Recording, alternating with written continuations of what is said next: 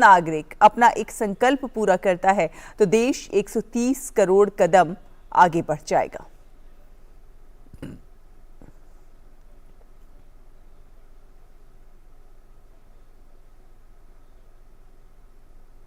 राष्ट्र के साथ साथ विश्व का कल्याण करने की भी सोच रखे, इस प्रकार की ये शिक्षा नीति के अंदर सभी व्यवस्था है।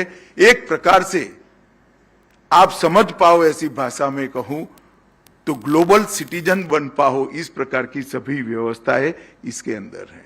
जो श्री अरविंद ने विश्व मानव की कल्पना की थी, वो विश्व मानव की कल्पना को चरितार्थ करने के लिए इस शिक्षा नीति के अंदर बहुत बड़ी व्यवस्था है। शिक्षा नीति में ट्रस्ट दिया गया है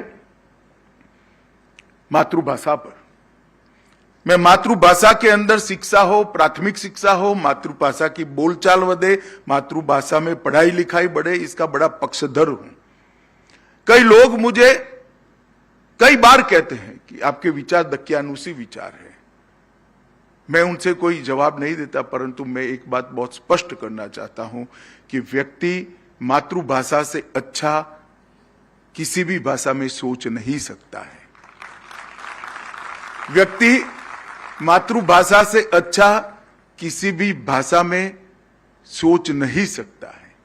ये बात को हमने शिक्षा का मूल वाक्य मानकर आगे बढ़ना पड़ेगा। मातृभाषा ही व्यक्ति के अंदर जो सोचने की क्षमताएं हैं, इसको अनेक पंख लगा देती है। मातृभाषा ही विश्लेषण की क्षमताओं को बढ़ाती है। मातृभाषा ही तर्क को धार देती है। मातृभाषा ही निर्णय पर पहुंचने के लिए आत्मविश्वास पैदा करती है। और मातृभाषा ही अभिव्यक्ति में बोल्डनेस लाती है, अभिव्यक्ति के अंदर निर्भीकता लाती है।